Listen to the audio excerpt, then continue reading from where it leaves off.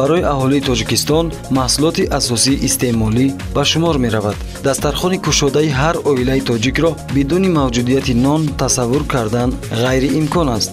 дар аксар маврид қисми зиёди мо ҳатто ҳамроҳ бо манту ва қуртоб ки хӯрокҳои хамирӣ мебошанд, нон истеъмол мекунем. маҳз ҳамин анъанаву одатҳост ки талаботи зиндагии моро ба орд зиёд кардааст. аз ин ҷост ки вақте дар бозору марказҳои савдо орд камёфту гарон мешавад, ташвиши мо ҳам бештар мегардад. каме боло рафтани арзиши орд дар бозорҳо муддатҳост ки мавриди баҳсҳои расонаӣ қарор дорад. вале бо ин вуҷуд қариб ҳамасола дар Тоҷикистон болоравии нархи орд ва сипас коҳиш ёфтани он дар фасли тирамоҳ мушоҳида мешавад ки аз махсусиятҳои ҷамъоварии ҳосили ғалладона маҳсуб меёбад. ба фарзи мисол Қазоқистон аз ҷумлаи кишвари таъминкунандаи асосии орд дар Тоҷикистон ба ҳисоб рафта, ҳар гуна тағйирот дар бозори ин кишвар ба нархҳо дар бозори Тоҷикистон бетаъсир намемонад. барои бартараф кардани пойбандии кишвар аз хориҷ дар таъмини аҳолӣ бо орд, ҳукумати ҷумҳурии Тоҷикистон тадбирҳои лозимиро амалӣ менамояд. барои хуб ба роҳ мондани кишти ғалла, нақшаи дурнамои кори кишоварзон ҳамасола таҳия гардида, аз рӯи он майдонҳои кишти ғалладонагиҳо зиёд мегарданд. илова бар ин, дар ҳудуди ҷумҳурӣ корхонаҳои истеҳсолкунандаи орд фаъолияти босамар доранд. ҳамзамон корхонаҳои истеҳсоли орд ки солиёни зиёд аз кор боз монда буданд, дигарбора фаъол гардонида мешаванд. ҷамъияти дорои масъулияташ маҳдуди комбинати орди Душанбе бо дастгирии мақомоти иҷроияи ҳокимияти давлатии шаҳри Душанбе ва саҳми соҳибкорони ватанӣ дубора ба фаъолият оғоз кард. комбинати орди Душанбе ки зиёда аз 30 соли охир бо сабаби кӯҳнаву фарсуда шудани хатҳои истеҳсолӣ аз фаъолият боз монда буд, бо дастгирию роҳнамоиҳои пешвои миллат муҳтарам Эмомалӣ Раҳмон ва раиси шаҳри Душанбе муҳтарам Рустами Эмомалӣ бо мақсади рушди соҳаи саноат ва афзоиш бахшидани ҳаҷми истеҳсоли маҳсулоти хушсифат бо харҷи беш аз 50 миллион сомонӣ аз ҷониби соҳибкорони ватанӣ пурра таҷдиду навсозӣ гардид. комбинати орди Душанбе дар минтақаи саноатии шаҳри Душанбе дар буриши кӯчаҳои Садриддин Айнӣ ва Зебунисои ноҳияи Шоҳмансур ҷойгир мебошад. ҷараёни истеҳсолот дар корхонаи истеҳсоли орд аз харидорӣ ва ворид кардани гандум оғоз мешавад. дар ин замина хотиррасон мекунем ки комбинати орди Душанбе гандумро асосан аз Қазоқистон дастрас мекунад, зеро иқтидори коркарди корхона дар як шабонарӯз наздик ба 400 тонна гандум аст ва дар ҳар рӯзи истеҳсолӣ дастрас кардани ин миқдор гандум аз қаламрави кишвар имконнопазир мебошад. ҳарчанд корхона дар ворид кардани гандум аз Қазоқистон анқариб имтиёзе надорад, вале бо ин вуҷуд харидорӣ ва дастрас кардани гандум аз Қазоқистон нисбат ба дигар давлатҳо мувофиқ ва арзонтар будааст. ҳамзамон мавҷудияти хати роҳи оҳан ки аз дохили корхона мегузарад, хароҷоти интиқоли маҳсулотро ба маротиб коҳиш медиҳад. комбинати орди Душанбе дар айни замон имкон дорад дар амборҳои худ 32 000 тонна гандумро захира намояд. комбинати мо бо технологияи нави ҳозиразамон ба кор шурӯъ намудааст ва сифати маҳсулоти мебаровардагӣ мо орди навъҳои нави олӣ якум, дуюм ба стандарт ва ба сифати аъло ҷавобгӯ мебошад. нави олии мо масалан майса ном дорад, нави якум сумбула, нави якум бо ҳаст суфра, нави дуюмон хуша. бо ордҳое дорем ки мардумӣ ҳасту нави якум бояд мардуми Душанбе дорем. комбинати мо бо маҳсулоти хушсифати худ тамоми ноҳияҳои тобеи ҷумҳуриро ва тамоми ноҳияҳои ҷануби ҷумҳуриро бо орди хушсифат таъмин карда истодааст ва аллакай дар байни аҳолӣ харидорҳои худро пайдо кардааст.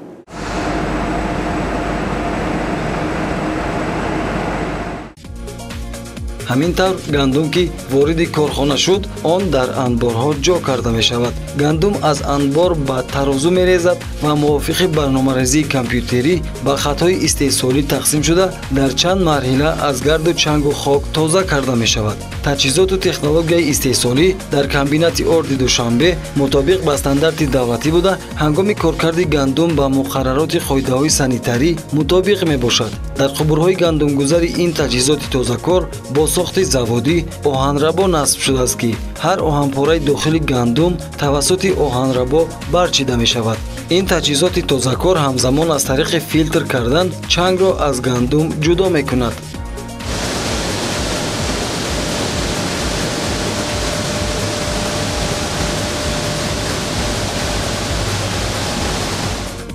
таҷҳизоти дигари комбинати орди душанбе тавассути ҳаво гандумро аз алафҳои бегона тоза мекунад. ин санг ва оҳанпораҳо ки мебинед ҳангоми суфтакунӣ аз дохили гандум берун оварда шудааст. хатҳои истеҳсолии коргоҳи мазкур истеҳсоли ширкатҳои бонуфузи аврупо ва кофко инжиниринг ва менеҷменти ҷумҳурии халқии хитой мебошанд. хати истеҳсолии васлу насб гардида айни замон назираш дар осиёи марказӣ нест ва аз рӯи технология ва хусусиятҳои техникӣ муосиртарин маҳсуб меёбанд. технологияи васлгардида ба таври автоматӣ фаъолият мекунад.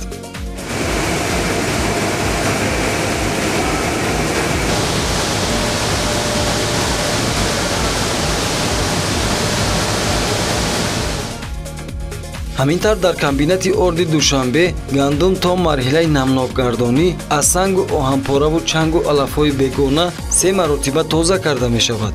сипас мувофиқ ба талаботи хати истеҳсолӣ гандум дар фоизи муайян намнок гардонида мешавад. баъд аз намнок кардан гандум дар хати истеҳсолӣ ба нуқтаи бехтан равона мешавад. дар сатҳи лозимӣ намнок кардан ва бехтани гандум ба таҷҳизоти резакор имкон фароҳам меорад ки онро мавриди коркард қарор бидиҳад.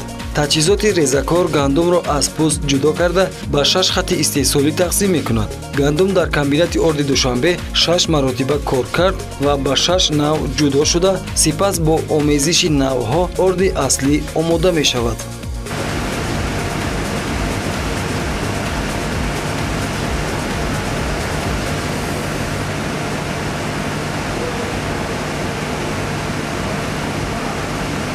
комбинати орди душанбе барои таъмин кардани аҳолӣ бо маҳсулоти ватанӣ ниёзи аввал саҳми арзанда мегузорад. бо мавриди баҳрабардорӣ қарор гирифтани ин комбинат дар маҷмӯъ наздик ба 100 нафар мутахассисони маҳаллӣ бо ҷойи кору маоши хуб таъмин гардиданд. маҳсулоти комбинати орди душанбе мутобиқ ба талаботи бозори ҷаҳонӣ истеҳсол шуда дар вазн ва ҳаҷми гуногун бастабандӣ гардида пешниҳоди харидорон карда мешавад. орди суфра ки дар вазни 10 килограмм ба фурӯш бароварда шудааст миёни кадбонуҳо хеле маъруфият дорад. орд ҳамзамон дар халтаҳои ғунҷоиши 50 килограмм бо номҳои майса, орди душанбе, сунбула ва суфра бастабандӣ мешаванд.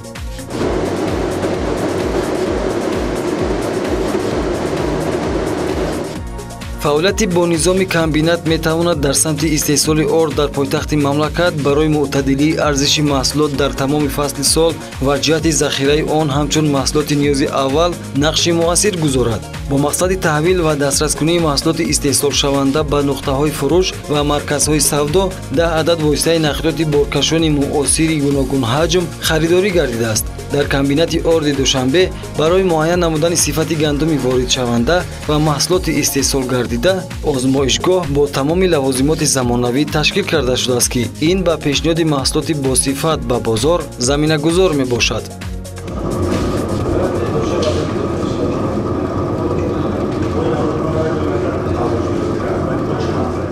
мо аслан гандумро аз ҷумҳурии Қазоқистон ворид мекунем, харидорӣ мекунем. вақте ки ба комбинат ки ворид ки шуд, мо дар комбинат лабораторияи ҳозиразамон дорем, ташхисгоҳ. бо ҳамин ташхисгоҳ мо гандуми овардашудагиро аввал аз ташхис мегузаронем, баъд вайро гирифта, баъд ба осёб дода аз он мо орди хушсифат истеҳсол мекунем.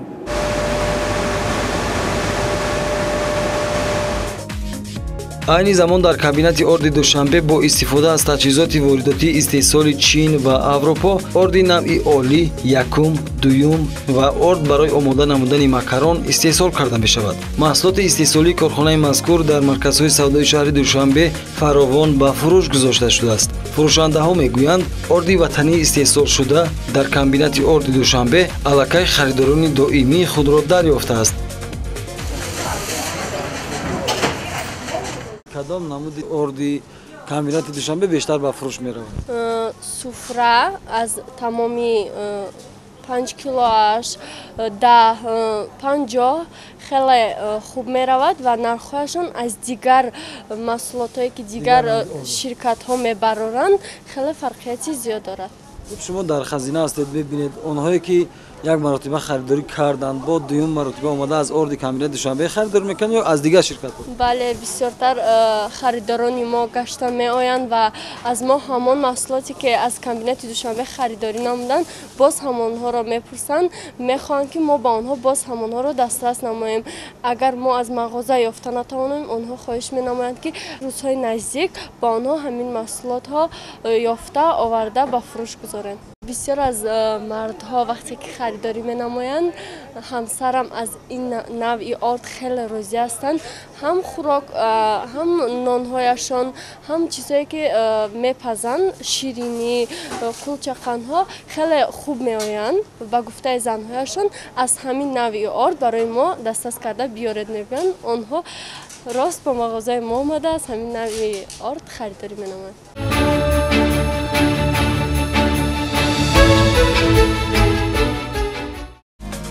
нонпаз ва кадбоноҳо мегӯянд орди комбинати душанбе барои омода кардани маҳсулоти қаннодӣ, кулчақанд ва пухтупазӣ ҳам хеле мувофиқ аст. вақте нону кулчаҳо баъд аз пухта расидан аз дохили бухорӣ ва ё танӯр бароварда мешавад, хеле намои зебою расида ва худкушода доранд.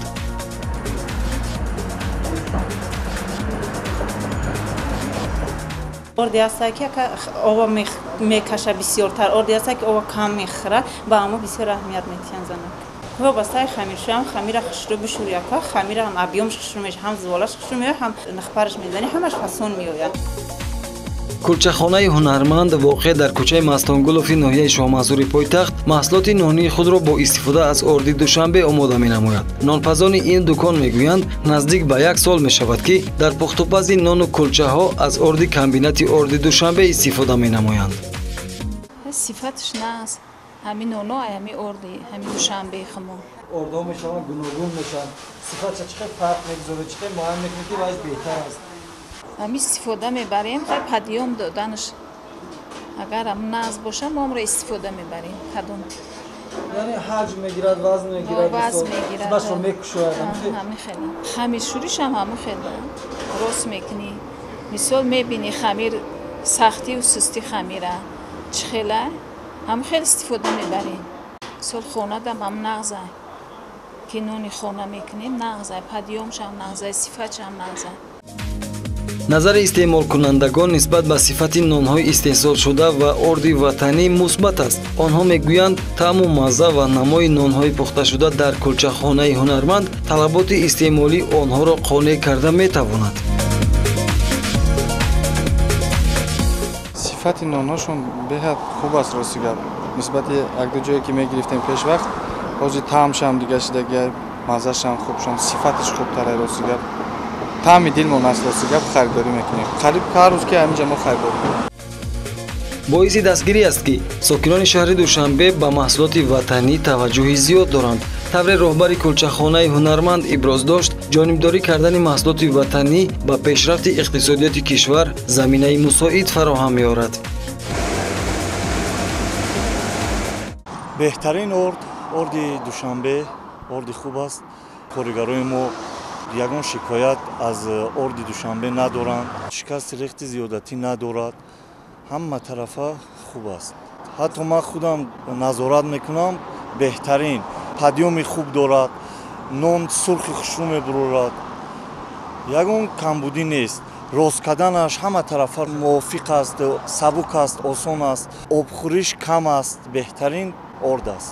дар гузашта аз ордои хуҷанд истифода мебурдем.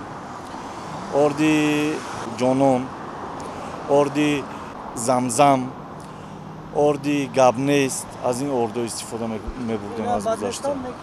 Ино ҳам бад нестану неки орди душанбе беҳтар аст. имрӯз корхонаҳои ордбарории мамлакат на танҳо имконияти таъмини пурраи аҳолиро бо орди хушсифати ватанӣ доранд, балки ба кишварҳои ҳамсоя назири Афғонистон низ содироти онро ба роҳ мондаанд. Комбинати орди Душанбе орди истеҳсолии худро ба кишварҳои ҳамсоя содирот мекунад. Дар раванди татбиқи ҳадафи чорум санъатикунонӣ бо суръати мамлакат, саҳми соҳибкорони ватанӣ бештар буда, ин саҳмгузорӣ ҳам дар афзоиши истеҳсоли маҳсулоти ватанӣ ва ҳам дар таъмини сокинон бо ҷойҳои кору маоши хуб заминаи воқеӣ мегузорад. Дар самти бунёди корхонаҳои нави саноатӣ ва ворид намудани технологияи муосири истеҳсолӣ аз ҷониби ҳукумати ҷумҳурии Тоҷикистон ба соҳибкорону сармоягузорони ватанию хориҷӣ имтиёзҳои зиёд муқаррар карда шудааст. Натиҷа ҳамин аст, ки таи солҳои охир дар пойтахти мамлакат шаҳри Душанбе дар баробари бунёду навсозии муассисаҳои таълимию тандурустӣ ва фарҳангӣ садҳо корхонаҳои нави саноатӣ мавриди баҳрабардорӣ қарор гирифтанд, ки ин тадбир дар таъмини бозори дохилӣ бо маҳсулоти ватанӣ ва таъсиси ҷойҳои нави корӣ заминаи мусоидро фароҳам овардааст.